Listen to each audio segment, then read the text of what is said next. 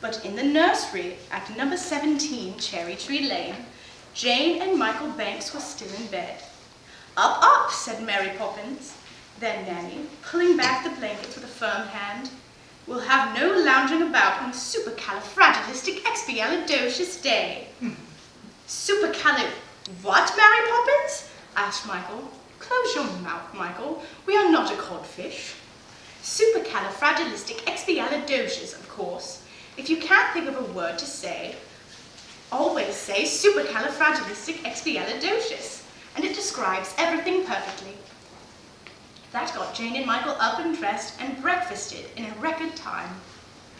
"Out to the parks we go," said Mary Poppins, hurrying them to their hats and coats. "Spit-spot, this way."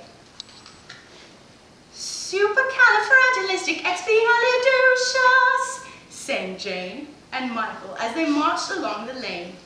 They almost bumped into Mary Poppins when she stopped to speak to Andrew, Miss Lark's little dog. "Yip, yap, yap," said Andrew. "Slower, please," said Mary Poppins. "I can't understand a word you say." "Yip, yap, yap," said Andrew. "Slower." "Again," said Mary Poppins. "Yap, yap," said Andrew. "Yes, of course," said Mary Poppins. "I'll go straight away, and thank you very much." "Yep," said Andrew. Then, taking Jane and Michael by the hand, Mary Poppins started off the way Andrew had come. "What did he say?" asked Jane. "He said, 'You're welcome,'" said Mary Poppins. "But what else did he say?" Jane insisted. "I don't think he said anything at all," said Michael crossly, "and I thought we were going for a walk in the park." "There's been a change of plans," said Mary Poppins. "Come along, please. Don't straggle." She led them at a brisk pace down a narrow, twisting street they had never seen before. Then she stopped at the door of a small house. Rap, rap, went the parrot's head handle of Mary Poppins's umbrella. The door was opened by Mary Poppins's friend Bert. "How is he?" Mary Poppins asked. Bert shook his head. "Never seen him like this," he said, "and that's the truth." Mary Poppins led Jane and Michael inside the house. They found themselves in a large, cheery room. In the center stood a table set for tea.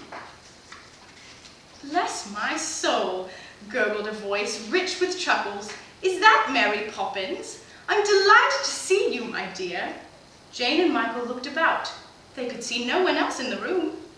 "Uncle Albert, you promised not to go floating around again," she said, and she seemed to be speaking to the ceiling. Jane and Michael looked up.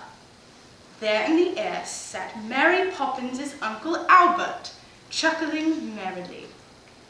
"I know, my dear," said Uncle Albert, wiping a merry eye.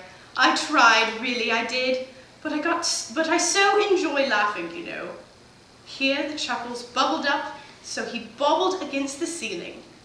"And the moment I start, hee, it's all up with me." To the children, he whispered, It's laughing that does it, you know." Jane and Michael were trying so hard to be polite. They kept their faces straight. But first, the laughter sparkled out of their eyes. Then it bubbled up out of their throats, and they began to chuckle. By this time, Bert was rolling about, shaking with laughter. As they watched, he rose into the air and soon was bobbing about beside Uncle Albert.